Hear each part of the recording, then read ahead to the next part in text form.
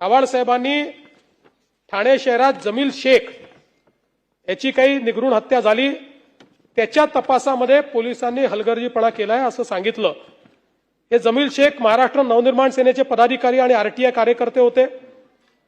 आणि हे जे काही फिर्यादी आहेत फैजल शेख यांनी जी काही फिर्याद दिली त्या फिर्यादीमध्ये त्यांनी सांगितलं की स्थानिक नगरसेवक नजीब मुल्ला यांचे कट्टर राजकीय विरोधक होते व जमील शेख हे नजीब मुल्ला यांच्या अनधिकृत कामाची माहिती आरटीआय मार्फत प्राप्त करत होते, त्यामुळेच नजीब मुल्ला यांनी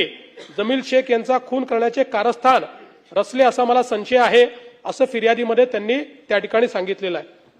यामध्ये 9 आरोपी निष्पन्न झाले आहेत, 7 आरोपींना अटक करण्यात आली आहे, 2 आरोपींचा अजून शोध सुरू आहे। 7 अटक आरोपींपैकी या ठिकाणी एका आरोपीला न्यायालयाने जामिनावर मुक्त केले आहे, 6 आरोपी न्यायालयीन कोठडीत आहेत। आणि आपण जे या ठिकाणी सांगितलं की यामध्ये जो मुख्य आरोपी आहे त्याने नजीब मुल्ला यांचं नाव घेतलेलं नाही, पण 2021 मध्ये 3 साक्षीदाराने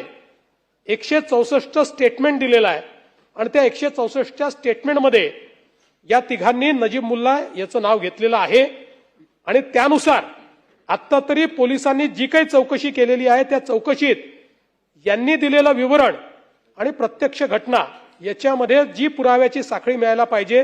ती पुराव्याची साखळी नाही, त्यात विसंगती दिसते आहे। तथापि जे मय्यत आहेत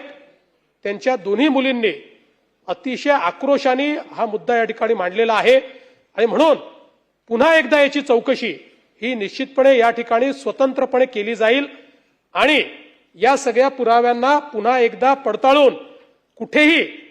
जर यामध्ये संबंधित व्यक्तीचा सूत्रामही संबंध असेल तर त्यांच्यावर कारवाई केली जाईल।